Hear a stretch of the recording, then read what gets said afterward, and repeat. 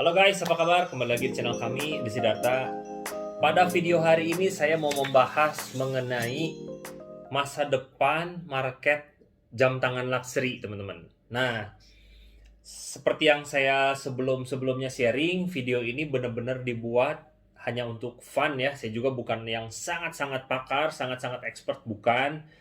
Kita berbagi di video ini informasi seputar jam tangan lah teman-teman. Jadi maksudnya kalau ada teman-teman yang mungkin lebih hebat, lebih pakar, bisa aja teman-teman itu lebih tahu gitu daripada saya, karena kita di sini cuma ngobrol-ngobrol santai lah teman-teman. Jadi bukan yang harus seperti expert gimana, enggak teman-teman. Cuman berdasarkan apa yang selama ini kita pelajari, sejauh ini juga kita analisa. Ini menurut saya pribadi ya teman-teman, secara subjektif bukan objektif, bahwa pasar jam tangan di masa depan itu kira-kira cerah nggak sih gitu arahnya. Langsung kita mulai ya teman-teman. Kalau prediksi-prediksian saya teman-teman, walaupun harga tetap akan naik turun ya, dan yang namanya salah satu atau dua instrumen yang ada hubungannya dengan investasi, keuangan, dan lain-lain, pasti itu ada spekulasinya gitu. Jadi nggak selalu naik ataupun juga nggak selalu turun. Tapi berdasarkan apa yang terjadi hari ini, keadaan di dunia, menurut saya pasar jam tangan ini masih luas sekali teman-teman, si prospeknya itu. Jadi kalau teman-teman yang kadang-kadang melihat, waduh ini jam tangan harganya naik terus, ya karena yang pertama begini, memang sampai hari ini COVID masih ada, di luar negeri pun duit terus dicetak ya, stimulus terus ada. Selama itu terjadi ya wajar saja gitu bahwa pasar jam tangan juga di gray market pun cenderung mengalami kenaikan gitu.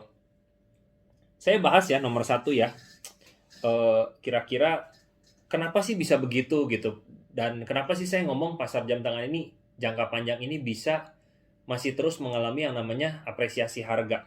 Yang pertama ya teman-teman udah tahu lah, sekarang era sosial media, di mana sosial media ini bisa efek banyak hal ya, entah itu dari segi berita, dari segi informasi. Misalnya contoh, berita-berita peluncuran model baru merek Rolex misalnya, atau merek AP, heboh gitu kan. Itu sekarang ke seluruh dunia berita itu nyampe gitu, yang dulu mungkin kita susah untuk pengen tahu model baru aja susah gitu, kalau mungkin zaman dulu ya. Kalau sekarang itu nyampe, entah itu lewat Instagram, entah itu lewat website itu sendiri gitu, bisa juga lewat Facebook dan lain-lain teman-teman. Itu tuh bisa luas banget gitu.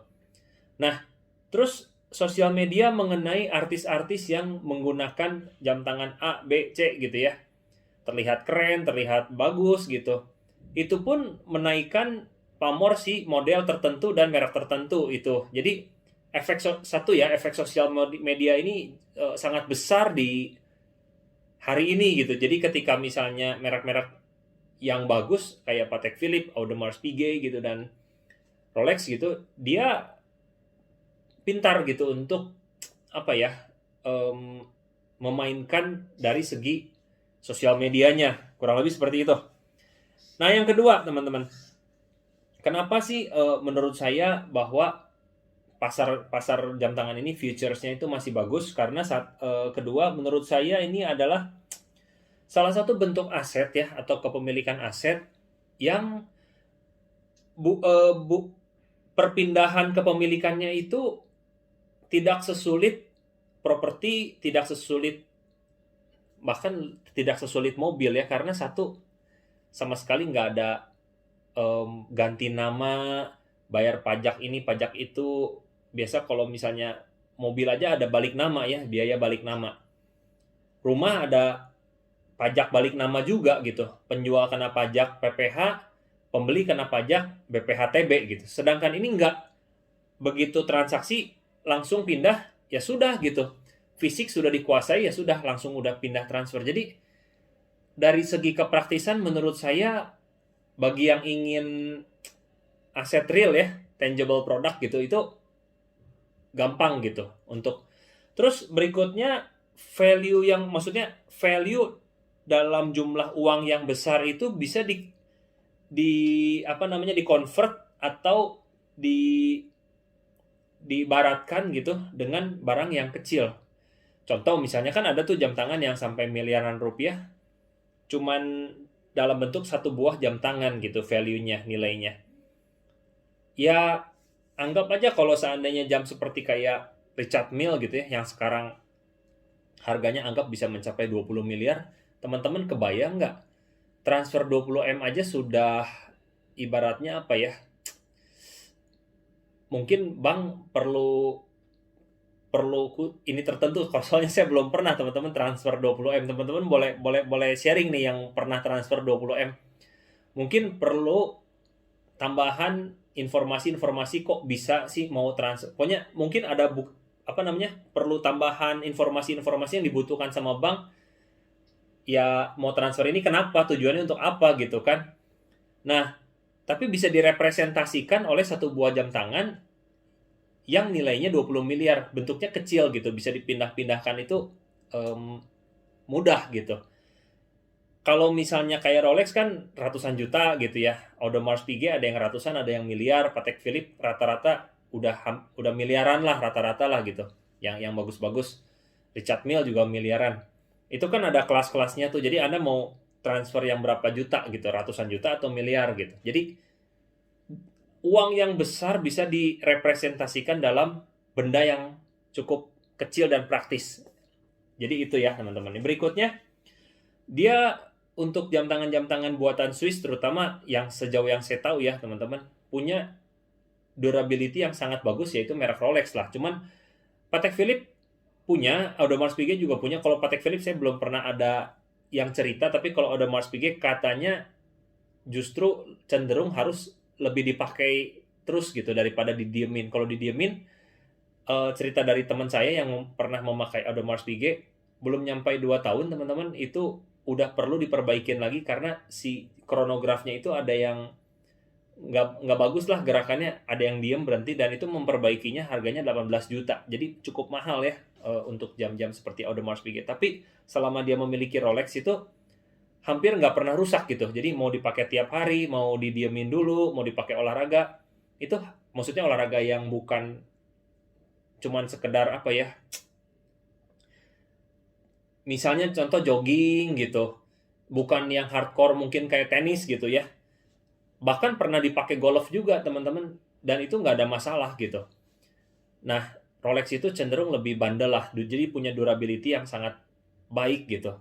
Nah, dengan durability itu yang membuat jam tangan ini juga harganya bagus ya, dan bisa dijadikan sebagai alat storage value yang sangat bagus. Nah, terus dibandingkan dengan mobil atau rumah, dari uang yang besar di-convert menjadi barang yang kecil ini, cenderung jam tangan ini perawatannya tuh murah ya. Konon Rolex baru setiap 10 tahun sekali hanya dibutuhkan servis 1 kali, dan itu pun ada yang bilang lagi katanya selama baik-baik saja nggak perlu diservis katanya. Jadi walaupun lebih dari 10 tahun pun nggak apa-apa. Jadi saya juga belum tahu mana yang betul. Tapi kalau seandainya ngikutin term servisnya Rolex 10 tahun 10 tahun 1 kali, itu bisa, bahkan tunggu rusak pun baru diservis mungkin bisa tuh, betul teman-teman. Jadi beberapa pengalaman yang punya Rolex ya. Itu jadi less expensive untuk biaya perawatan gitu ya. Nah, lalu selanjutnya kalau teman-teman mengikuti dunia investasi, kemarin saya baru dapat cerita ya dari mertua saya bahwa pegawai tokonya dia itu udah bisa trading saham di aplikasi teman-teman. Jadi pegawai toko melakukan trading saham di aplikasi dengan uang kecil-kecilan. Jadi sekarang instrumen investasi ya seperti saham, cryptocurrency itu cenderung penetrasinya, penggunanya itu makin lama makin banyak. Nah, ketika makin orang lebih banyak lagi untuk menginvestasikan uangnya, apalagi mereka mempunyai lah gitu, atau ya diberikan edukasi yang tepat gitu, dan mereka tahu bahwa investasi itu butuh waktu dan lain-lain gitu ya. Jangka panjang teman-teman, ketika pasar saham, pasar kripto itu cenderung lebih terapresiasi ya, jangka panjang ya, bukan pendek-pendek setahun 2 tahun gitu. Tapi kita lihatlah 3 tahun, 4 tahun, 5 tahun ke depan gitu. Makin banyak orang yang masuk ke dunia kripto, ke dunia investasi saham gitu. Mereka mungkin di kemudian hari akan menuai keuntungan, dan ketika pasar saham, pasar kripto naik juga, orang-orang cenderung gini loh, hasilnya ini mau dikemanain gitu. Ketika hasilnya ini mau dikemanain, salah satunya sejauh yang saya tahu ya pasti larinya antara ke hobi atau ke barang-barang nyata gitu ya, entah itu bisa ke rumah, entah itu bisa ke mobil, entah itu bisa ke jam tangan gitu kalau untuk laki-laki gitu. Apalagi dengan mengetahui bahwa historical data menunjukkan jam tangan merek tertentu itu menjadi sarana instrumen investasi juga gitu. Jadi bukan merupakan mustahil ketika dia udah mendapatkan untung dari kripto atau saham itu dibelikan yang namanya jam tangan.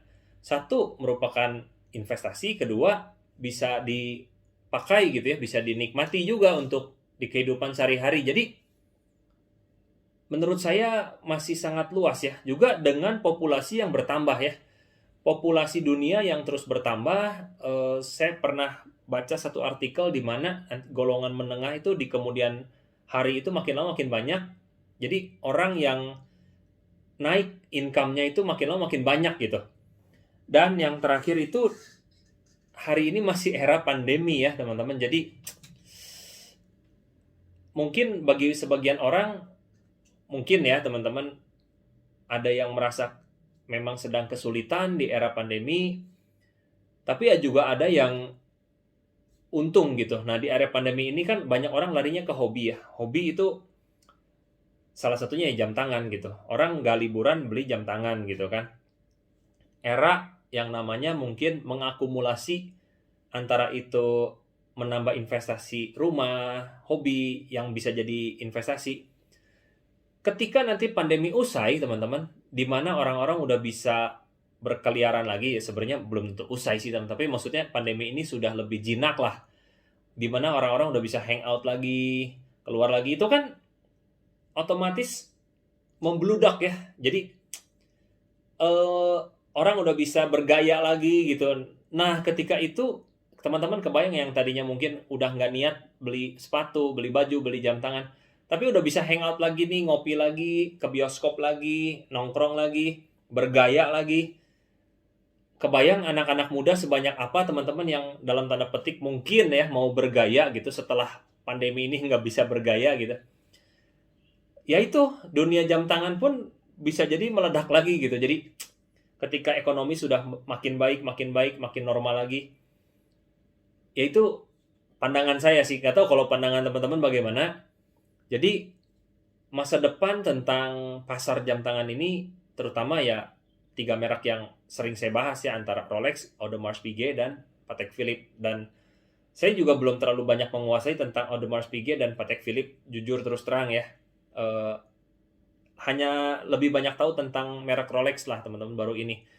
Jadi minimal Rolex yang sebagai entry level luxury watch lah untuk sebagian orang, di harga yang masih cukup affordable ya untuk sebagian orang, itu pasarnya benar-benar sangat luas sih teman-teman. Jadi teman-teman yang ibaratnya sekarang ada budget lebih, memang benar-benar memang pengen menginvestasikan beberapa model tertentu atau mungkin mulai dari satu model tertentu di merek Rolex, Anda bisa nonton video sebelumnya tentang beli dan jual jam tangan. Anda mungkin bisa bandingin beberapa toko gitu ya, dan Anda sudah cocok dengan modelnya, Anda memulai yang pertama, Anda silakan saja gitu. Cuman balik lagi ya teman-teman, kalau urusan rumah tangga udah beres, urusan utang piutang baik gitu ya, manajemen keuangan baik, memang benar-benar budget lebih, juga urusan mungkin membantu orang Anda juga sudah melakukan gitu ya, dan Anda masih punya budget lebih, Anda bolehlah masuk ke hobi ini. Karena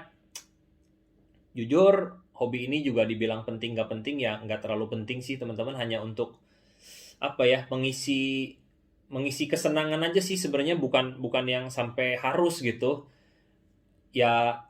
Ketika Anda itu semua beres, Anda pengen iseng-iseng lah nyimpen, daripada nyimpen uang cash gitu ya, Anda nyimpan di jam tangan itu that's very okay ya.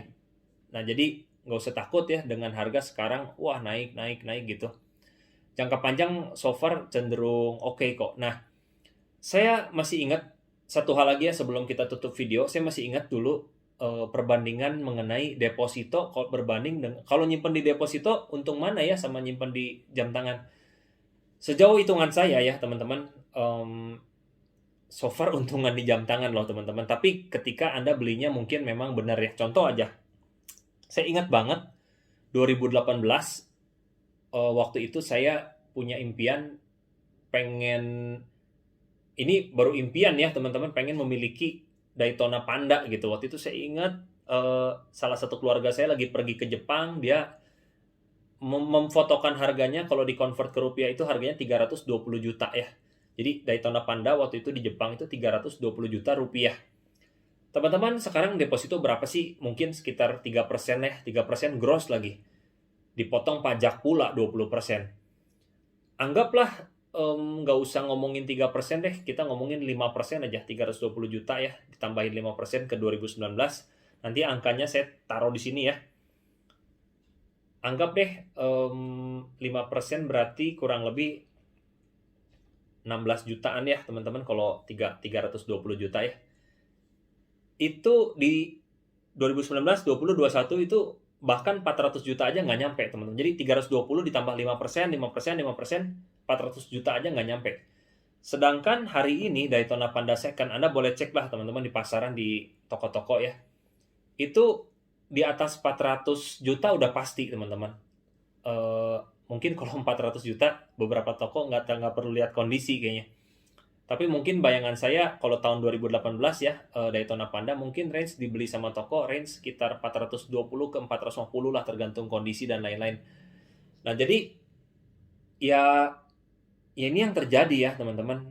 Kalau apa namanya, dibanding deposito pun menang si jam tangan ini gitu, kecuali Anda investasi di misalnya contoh kayak kripto gitu ya. Kalau kripto ya jauh lebih tinggi gitu daripada si Daytona Panda ini. Dia udah berkali lipat ya dengan misalnya Bitcoin yang benar gitu ya. Maksudnya kripto yang paling nomor satunya lah gitu.